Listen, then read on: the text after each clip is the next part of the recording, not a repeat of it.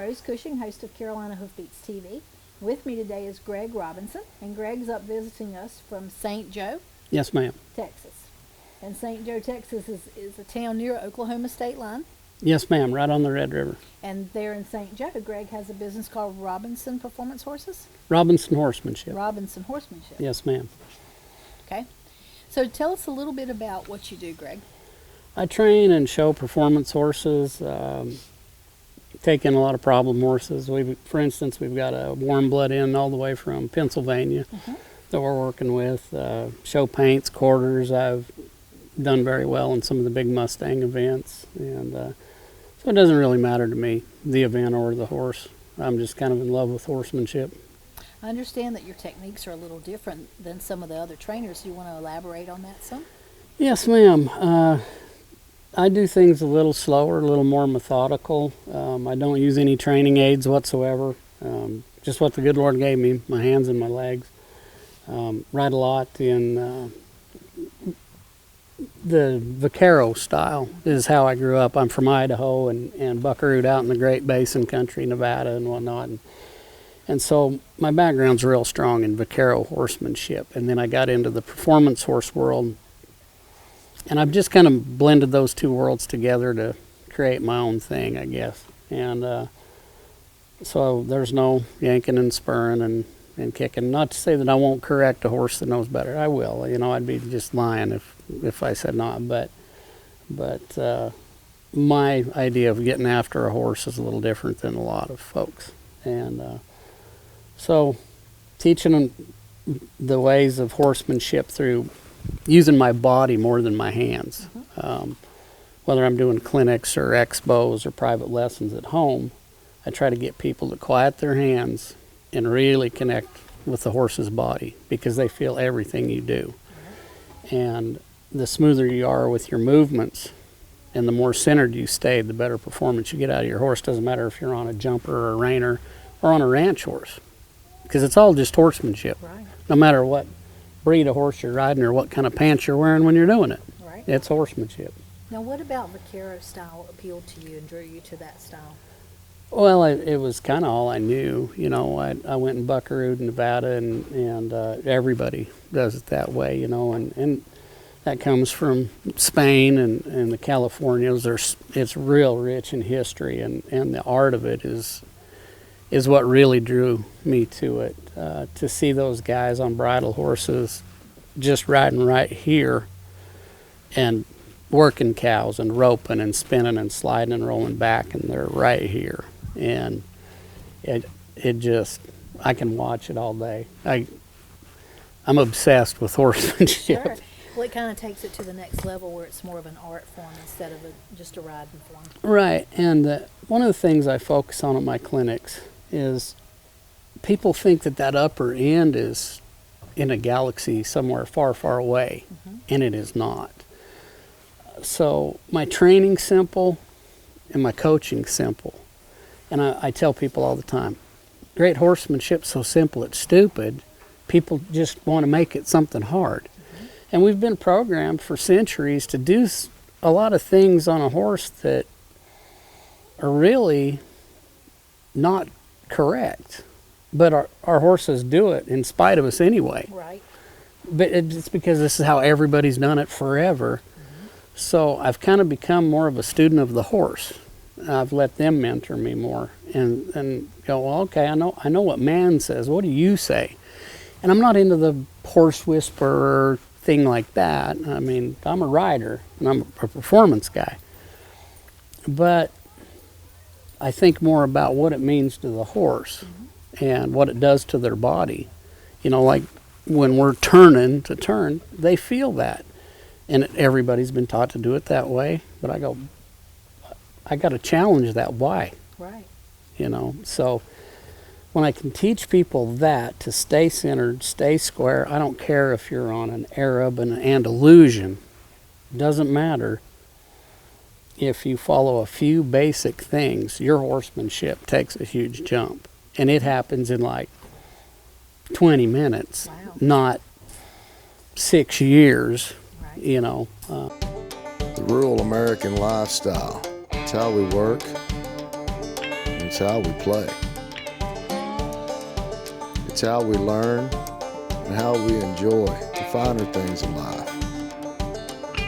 How we take care of our animals and tend to the land. It's a way of life. Has been for hundreds of years. Now there's a whole new way for rural America to watch TV. Hello, my name is Greg Robinson from St. Joe, Texas. I'm down here at the Horses Got Talent event in Lumberton, North Carolina, working with a little mare that was in reining training. She's had a big break for, I think, a few years. I think this is her fourth, maybe fifth ride in a year.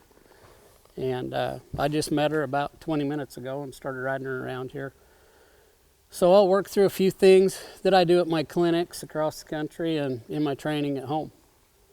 One thing that I see at my clinics that's pretty common amongst most riders is they want to do a lot with their hands. You'll see them seesawing on a horse's mouth, yanking a horse to a place. I constantly tell people to ride that horse into that soft place. So if I set my hands in a target and don't change that target, if she wants to push on it or flip her head, that's her fault. But I won't pull harder and I won't give away. I'll just hold it right there. And I will ride my horse to that place.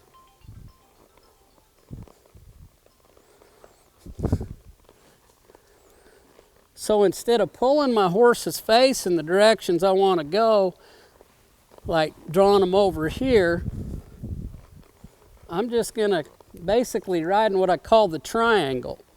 And I'll do this on my 2-year-olds at home. I want flex and bend. I want that stuff. I got to have it. But the purpose of that for me is to be able to ride my horse straight like they're broke. Horses don't turn themselves like this. Humans do that to them. Okay, horses turn straight. So if I build a triangle with my hands and that horse's face is the point of that triangle, I start riding their body into position by the use of my leg. You can see my outside leg. I'm really having to push to get her to find that turn. I'm not going to kick her hard. I'm not there. And when she finds that turn, I release my leg. Okay? Then I go forward. Now I want a right turn. So instead of pulling her face to the right, I'm going to open my right leg, push her body over with my left leg there. And when she leaves that leg, I'll take my leg off. There. So on a 2-year-old, if I can stay right here and take left turns and right turns and stop and back up without changing my hand position, I can ride them one-handed, just like I'm on a finished horse. So if I were in a bridle and rein and romal setup, all I can do really is lift my horse into position with my hand and leg them until they find that turn. And then I start to put my hand down, get out of their way.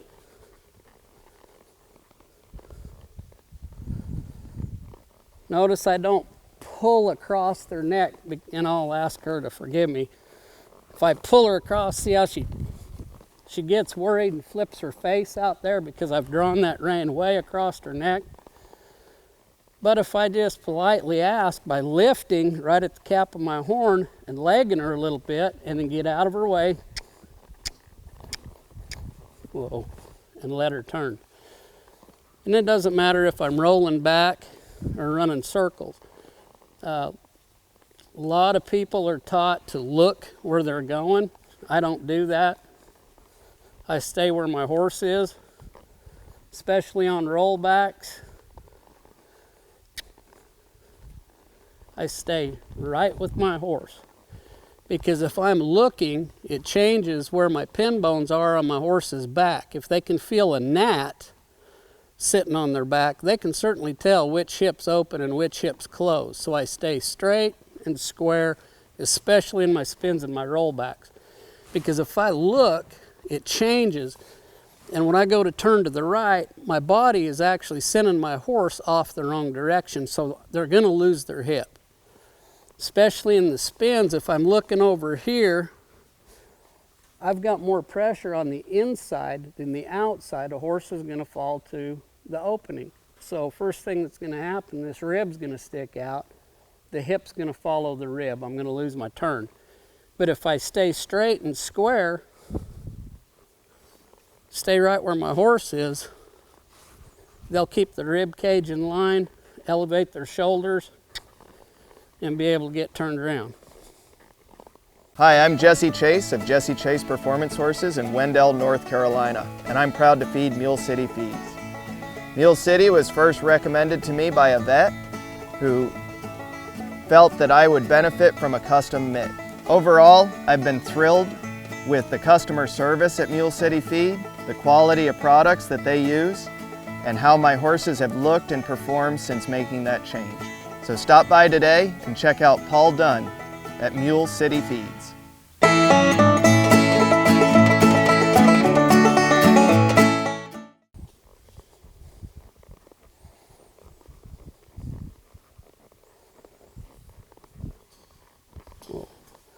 Especially on your rollbacks, if you throw yourself here, your horse is going to be late out here. And then once they finally catch up with you and take off that way, they're probably going to hit the wrong lead. I don't want to ever be on the wrong lead, so I'm going to stay right here with my horse. When he turns, or she rather, I'm right there. It's like a dance. You don't want to leave your dance partner behind. So on a turn or a rollback, if I'm over here, I've left my horse over here, they've got to hustle to catch up. I don't want to cause them to do that. That's another reason why I stay straight and square in all my maneuvers. Even the side pass stuff, I can still stay straight and square. And that'll keep everything more in balance with you and your horse and your ride, no matter what you're doing. Whether it's cow work, roping, cowboy racing, doesn't matter. How I get to the place where those horses really understand how to stay between my hands and my legs is I'll do little exercises, and I do this a lot at my clinics, is I'll say, set your hand on your hip. If you can't keep from tugging on your horse's face and changing things, stick your thumb in your pocket. Whatever you got to do to keep that hand completely still and start riding your horse with your entire body, not just your hands. So how many things can I get this horse to do without changing my hand position? Right here, both legs are just kind of encouraging this horse to step forward in this nice circle. Now if I change legs and move to the inside leg, she should step out here like this. Now I'm going to slowly change legs. There, wait for her to come across. Good. Change back. And 30 minutes ago, this little filly was pretty confused about that because this horse has been trained to react, not think through it. And I believe that's kind of the difference between being a trainer and a horseman, is a horseman is working more for the thought. Think about what I'm asking you to do. Don't just react because I've put you in a situation that doesn't leave you an option. So going this way, again, don't change my hand. I've got this circle. I go with my inside leg. She pushes out here, very good. Slowly change legs there, nice and smooth into that turn, good. And now I can probably push her into a counter arc there. There we go. So I did 4 different maneuvers and I never moved my hand. That's getting some supple, soft control on your horse. Not overwhelmed, not yanked on, not spurred on at all. And it builds a quiet, confident ride for you. The big thing is to build a confident horse. A confident horse will do anything for you. Right. They'll pull their heart out for you. Right. And you can't yank and spur a horse to be a confident partner. Mm-hmm. They're just dominated and defeated, and they're doing it out of fear. Mm-hmm. I refuse to train that way. Right. I want to be on a horse that trusts me every bit as much as I trust them. For instance, I won the Pomona Equine Affair at the Craig Cameron Challenge on a horse that wasn't quite 4-year-old stud, and went through and made it to the finals and ended up winning the whole event. And a magazine called to interview me, and they said, well, how did you train that horse for that event? And I said, I didn't. And she was silent, and she said, what do you mean you didn't?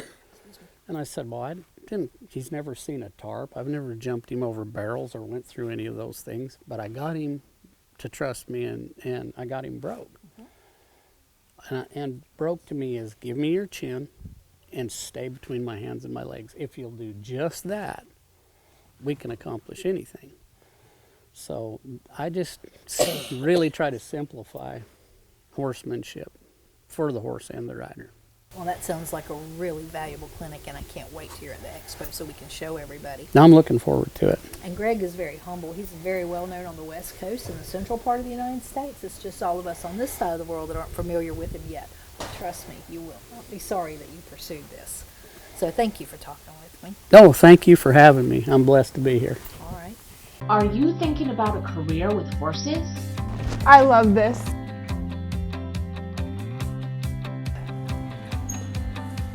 We love this.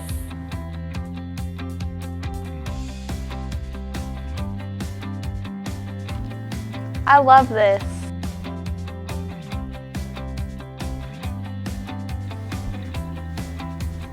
I love this.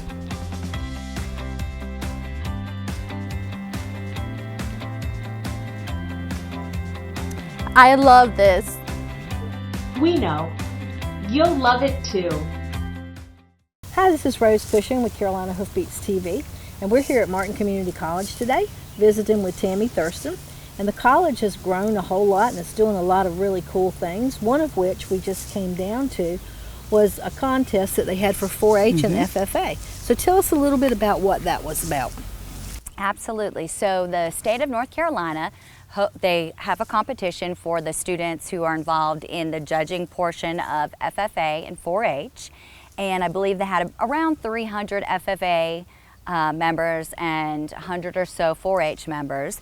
And they practice throughout the year and learn how to judge a variety of horse classes, everything from in-hand, halter type classes, field hunter in hand, to riding classes. It could be Western pleasure, equitation, horsemanship, ranch riding, hunter hack, jumping, and they practice throughout the year. And then at the end of the year, they have the state competition. And we have had the privilege of hosting that competition here several times over the course of the time that I've been here at Martin. And we got to host again last year and then this year.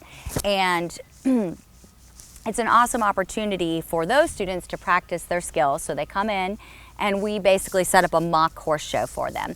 That we will take 4 horses for each class, and we try to balance the classes so that there's, you know, a relatively clear winner and a horse that would be on the bottom, and then maybe a middle pair or maybe a top 2 pair, top bottom pair, so that it's not too difficult for the students, but they basically have to judge the class, and then once they judge the class, they submit their placings. They would actually give oral reasons. And so there's a very set formula of how you give oral reasons so that you can clearly explain and in an educated way explain why you placed the class the way that you did. And so they would give reasons on those classes, and then at the end of the competition, whoever, I believe as a team and individually, they're scored out and there are winners of the competition. And it's great for the 4-H and FFA members all over the state to be able to participate in that. But it's also a really awesome opportunity for us because our students are able to participate in that mock horse show. So they could start up to a month or more preparing the horse for that day. They've got to get them used to loud noises, the crowds. It gives them that real life experience of what it would be like to prepare a horse for a horse show. And so we will have some of them do the in-hand classes, and then those who want to ride, they can ride in, they rode in the ranch riding or the Western Pleasure, or you know, the class list that they had for this year. And it was a really great opportunity for them. And it's also a good way for our students to be able to give back, because many of them came up in FFA or 4-H, and it's a good way to provide an opportunity for those kids coming up through those programs. So we just love it. It's great exposure for the college to have that many school-age kids come in that, you know, potentially might want to have a career in the equine industry. And so the kids, you had regular certified judges here too that judged, and then they kind of check your scores with them? That's right, that's right. So they have officials that actually place the classes, and then they go back into a holding area. They talk about the class, how they place the class. And you know, it's funny because really judging, it's one of those things, yes, you have, you know, rules, guidelines, things you need to go by, but it's also a matter of opinion and what you saw. You know, this person maybe saw this horse break, this person did not. So they try to have a group that watches the class so that they can get a pretty balanced, even opinion across the board between everybody, so that it's really fair for the kids. That's a wonderful experience for those kids. Absolutely, it really is. And is that something they do once a year? It is. It's something that they do once a year, and like I said, we've been fortunate enough to host it probably about 5 or 6 times.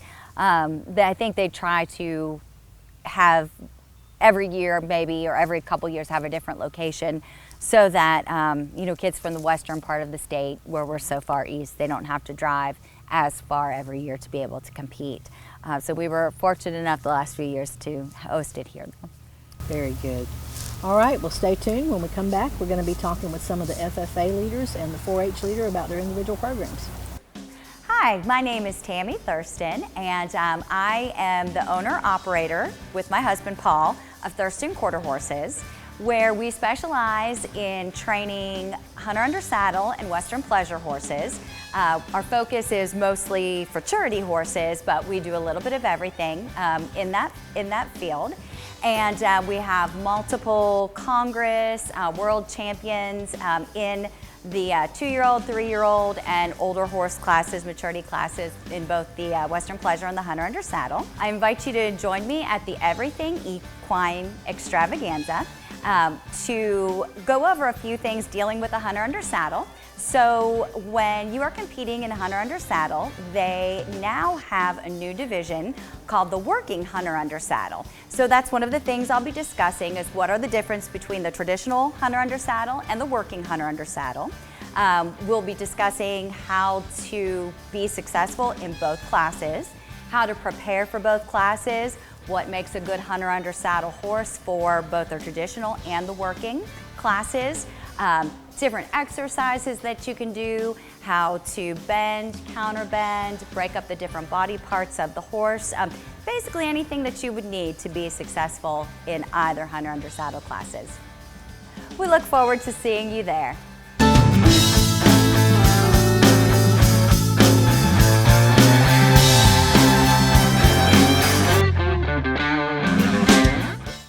Hi, I'm Rose Cushing with Carolina Hoofbeats TV. Today we're at Martin Community College in Williamston, North Carolina, where they're hosting the FFA and 4-H horse judging competition. And this is a competition that's set up to pick the state team that'll compete nationally for the title. So with me today is Ty Meyer. Ty, what is your position with FFA? I'm one of the state vice presidents, so there are 6 of us, and I'm stationed at the vice president's position. Very nice. And what exactly is FFA? So FFA is a national organization. We are an intracurricular component in the classroom and laboratory instruction of agriculture education. So what this means is middle school and high schoolers across the country participate, and we're primarily a leadership organization with roots based in agriculture. 670,000 members strong across the nation. Wow, I didn't have any idea it was that big of a program. Yes, ma'am. Awesome. And this is Caleb Wilson. And Caleb, tell me about the equine interest in the FFA. We actually offer equine courses in the classroom, And a lot of students enjoy riding pleasure on the side. So a lot of trail riders or a Yes, lot of ma'am. show people too? Yes, ma'am. Okay, very nice. And where are you from, Caleb? I'm from Columbus County. And how long have you been in FFA? I've been in FFA for 5 years now. I started as a freshman at West Columbus High School in Columbus County with Mr. McPherson. And what is your position in FFA? So I'm actually one of the other 6 state vice presidents. All right, very nice. So Ty, tell me a little bit about the future of FFA. What do you think that programs like this do for the equine industry?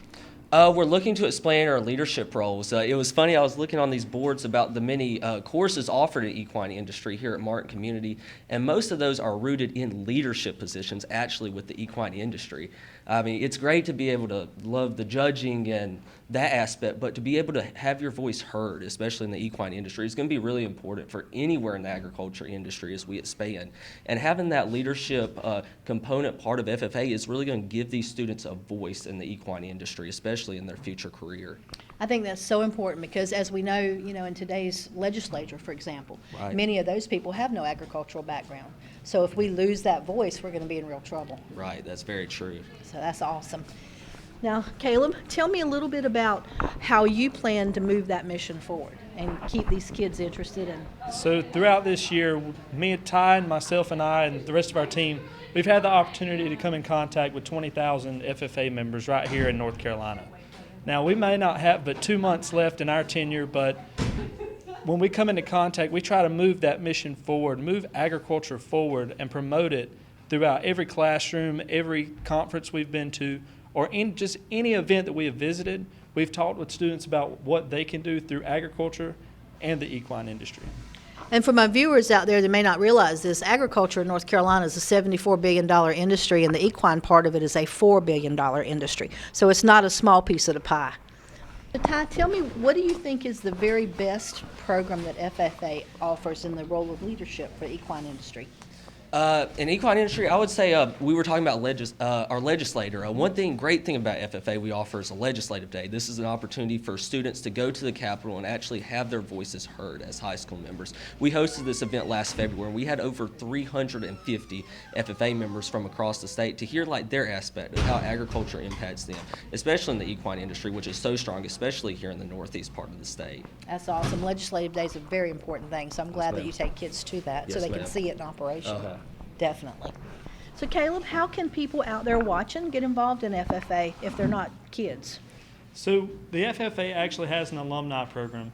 It's never too late to join FFA. You can be active through your local alumni and help the members of your local chapter excel to new heights and take new opportunities. Very nice. And what are your plans with FFA going forward after your tenure? So as I stated before, Ty and myself have to retire come June, but I intend on joining my local alumni chapter and not only donating what money I can, but my time and resources as well.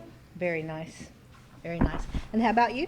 So I eventually want to go into agriculture law, so we talk about having our voice heard. Cool. So the use of FFA and the leadership skills have really helped me. So especially like we talked about the alumni, giving back to our local schools are the most important. Very nice. All right. Thank you, guys. Yeah. Hi everybody, my name is Mary Dalcourt. I'm the barn manager here at Martin Community College, and I just want to invite everyone to join us at the Everything Equine Extravaganza.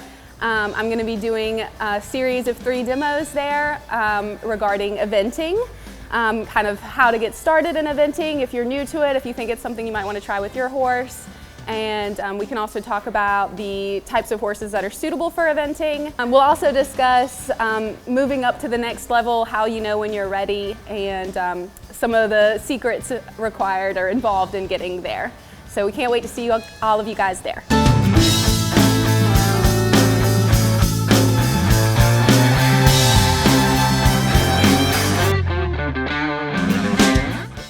So hi, I'm Rose Cushing, host of Carolina Hoofbeats TV.